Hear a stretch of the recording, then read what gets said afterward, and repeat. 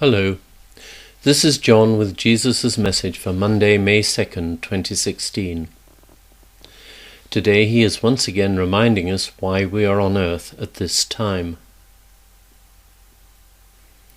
You who are reading or listening to this message are not doing so by chance.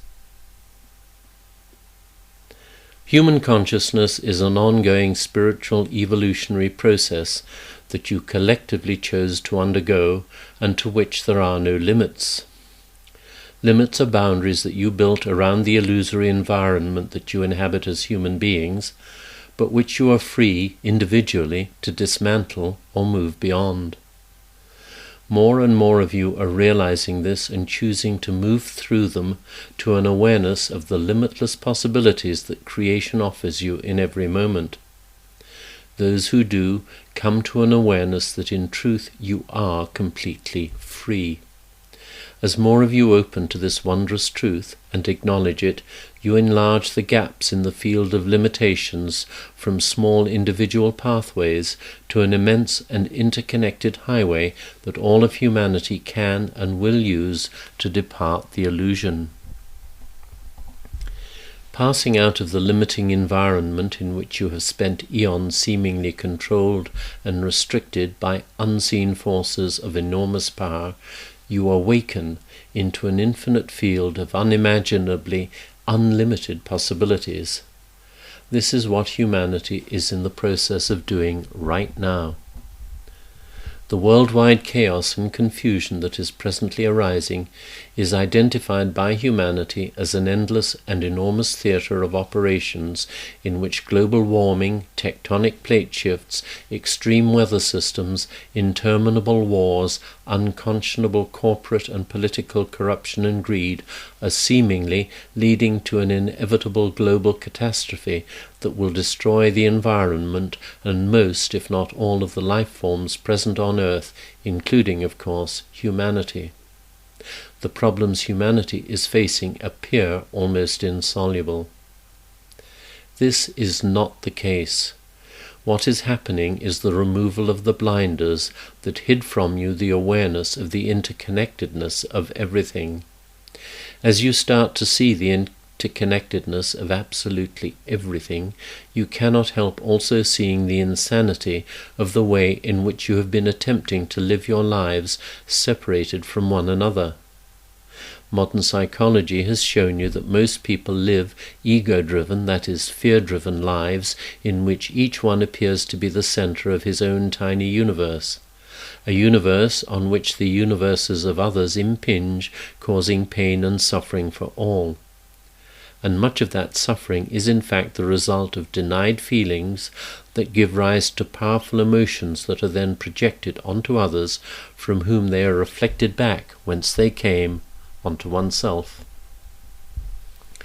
Awakening is an opening to the awareness that all those seemingly individual universes that humans appear to inhabit is in fact one fully integrated part of the infinite field of divine love, which is all that is. A sensed or known awareness that there is no separation, that all are indeed one. God is the infinite field in which all of creation has its eternal existence in perfect harmonious cooperation, where each and everyone lovingly honors and respects every other. There are no divisions, disagreements, or conflicts, because all recognize one another as one and the same, even though individuated and expressing themselves in an entirely personal and unique fashion. The differences are embraced with intense joy because they add magnificently to the ongoing creative intent, God's divine will. As you have been told so often, there is only God. Within the illusion you are limited by words and language, and so you have many words for God. I use the word God here because it is familiar and comfortable for the channel who grew up in a religious and cultural environment that used and still uses that word. You have to remember that words are but pointers with no intrinsic meaning. They are convenient indicators, but unreal. I will continue to use that word purely for convenience, along with source, love, divine will, and the pronouns him and her interchangeably. To continue, there is only God. That is not a limit. It means that all that exists within God, and God is infinite, without limits, without boundaries, without end, without time, without space, all of which are limits. As some of your sages and mystics have suggested, God is. No other attempt at definition is necessary or indeed meaningful. God can only be experienced. To experience God, infinite bliss, all that is not in perfect alignment with her has to be discarded, abandoned, dissolved, released. Humanity is presently in the process of doing that, and it can be very messy. All attachments to unloving intentions, thoughts, words, or actions have to be let go. All judgments of self or others have to be let go. Your hearts are the physical manifestations of your oneness with the divine, the physical aspects representing the center of your eternal being, and into them you have loaded over the eons fear, hatred, anger, resentment, shame, judgment, bitterness, and worthlessness, among others, as aspects of yourselves that you have then disowned and projected onto others because they are far too painful to take within yourselves. But they are within yourselves because all are one. However, the self in which they reside is the ego. The ego is an apparently split off or separate part of yourself. Your self is eternally one with God, with all sentient beings, and can never be separated from her. To separate would be to cease to exist, and that is impossible because what God creates is eternal. Your egos are the small selves that you imagined into being to enable you to play the game that is the illusion. Modern psychology uses the term the inner child to refer to the part or aspect of a human that hides behind the mask that a person presents to the world. It hides because during its childhood it was severely hurt and it does not wish to be hurt again. However, it continues to be hurt because it feels vulnerable and insecure, having never grown to maturity, to real adulthood.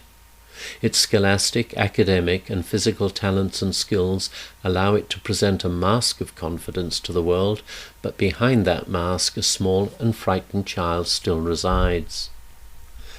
Psychotherapy in many forms is used to help that inner child gain confidence and self-acceptance by enabling it to see that all its negative self-judgments are utterly invalid. The effectiveness of the efforts of competent and compassionate psychotherapists depends on the suffering the child has had to endure. However, every human is offered, through life lessons of many kinds, the opportunities necessary to heal the inner child, and each of you has at least one spiritual guide who accompanies you at all times to assist you with this demanding process. Over the eons there have been many lives, many experiences, much pain and suffering that has not been healed, and so in this period of humanity's evolution, which is always ongoing and always spiritual, many have volunteered to incarnate solely in order to assist humanity in the release of this enormous residue of buried, denied, or unacknowledged suffering. It is most certainly far too painful for just one human to deal with. Enormous sharing of suffering is occurring, allowing it to be released in amounts that individuals can deal with when they are supported both in the physical realms by loving friends and wise and compassionate therapists, as well as by those of us in the spiritual realms who are also nudging you towards self-acceptance and self-forgiveness. Very many of you have buried or denied pain you feel at some level you either deserve or that, being mature adults, you should be strong enough to rise above. But on this painful and horrifying battleground, which is intensely real and physical for some, from which you are attempting to pick yourselves up, you need enormous amounts of help. You cannot arise from it alone. Attempting to do so is to remain in the unreal state of separation, from which there seems to be no means of escape. Often intense shame deters people from seeking help, shame disguised as anger, which is then projected outwards, causing further damage. It is from states like this that the decision to take one's own life is frequently made, but when that happens, it does not resolve the issues from which the person is fleeing. You who are reading or listening to this message are not doing so by chance, coincidence, or accident, but because you made the most compassionate and loving choice to be on earth at this moment to assist in humanity's awakening process, a process that includes and involves every sentient being who has ever experienced life on earth. You are here to help the multitudes who still remain utterly unaware that they are spiritual beings having a temporary human experience. As you have been so often told, each one of you, being in truth one with Source, are beings of enormous power, infinite power, because that is how you were created.